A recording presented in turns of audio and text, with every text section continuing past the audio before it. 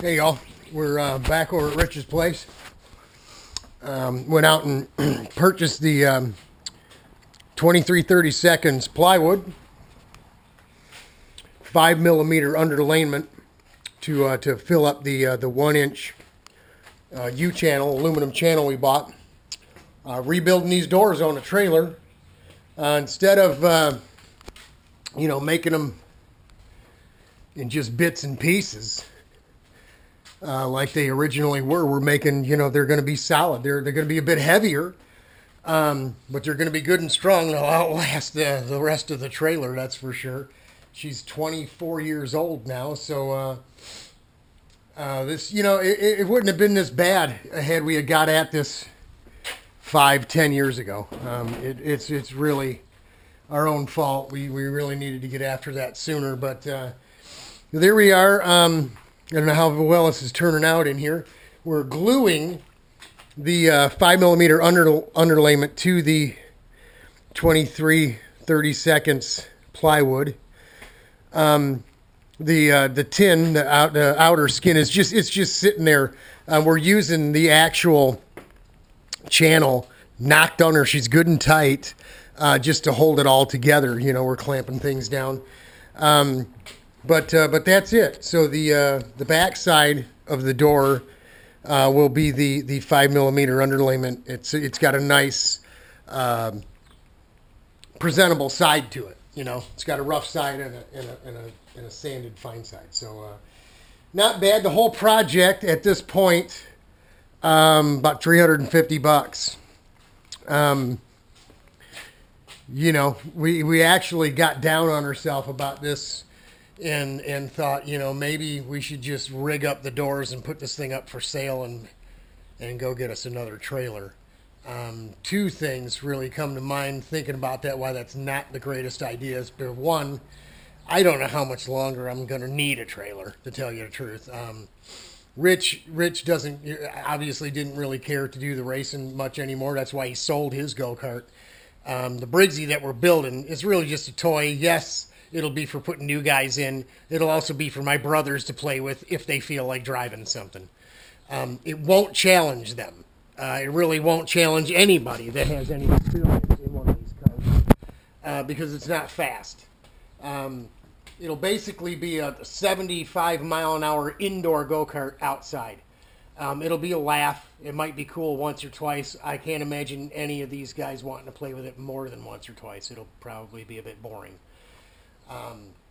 But it's there to, for them to play with if they want to, and to get new guys involved with, which was the whole program to begin with. So, knowing that we're not going to be doing a ton of racing, I'm really not interested in lining up to go racing either. It doesn't excite me like it used to.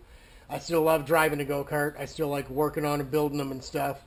Not as much as the driving them. But,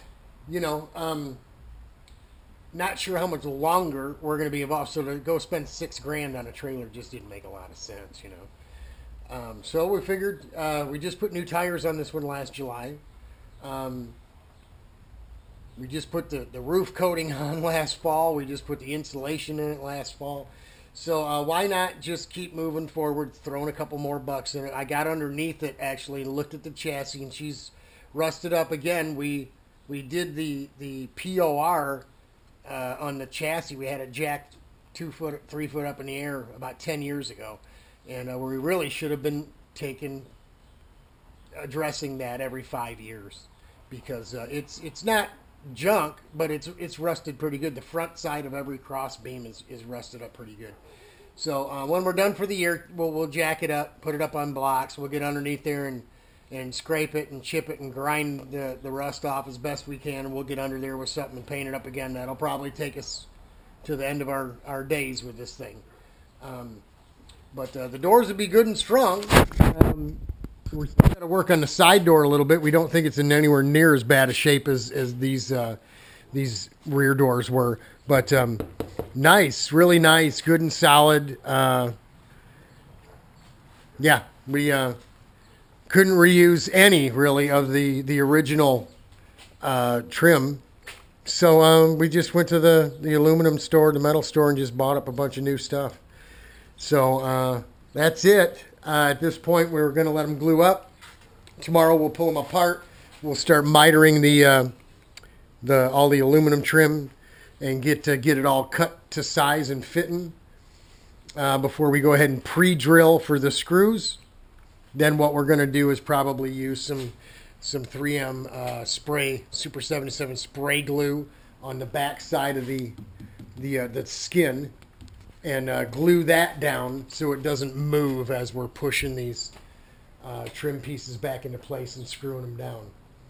Then at that point, once the doors are all in one piece, we'll end up taping off the trim, and we'll give it a scuff, a prime and paint clear coat, because we're going to paint the trailer.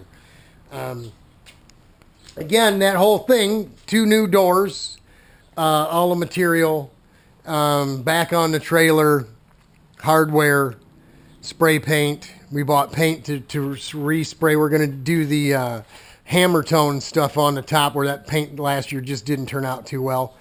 We'll probably leave the silver on the back, and then the hammer tone will match the wheels. I'm not sure if I showed you we painted those a few years ago.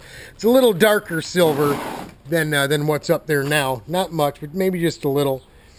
So we're going to go with a little darker, light pewter hammer tone on the top and the fiberglass bit in the front, and then we'll clear coat that when we clear coat the rest of the body of the trailer. We're going to spray it blue like the truck. So, and that, start to finish, $500. But it's still far cheaper than financing a $6,000 trailer that we might use for a couple of years and then taking it in a can when we try to get rid of it. So we have all the creature comforts in here we're already used to: the fridge, the microwave, the cushy bed, the whole 9 yards. So yeah, best to just stay with what we got going. We'll bring you some more of this when I pull the stuff apart tomorrow. We'll show you the wood and what we got going on, and bring you the spray and the glue and getting it all pieced back together. But that's it. We're rebuilding the doors. We're getting her done. Take care, y'all. Love y'all. We're praying for you.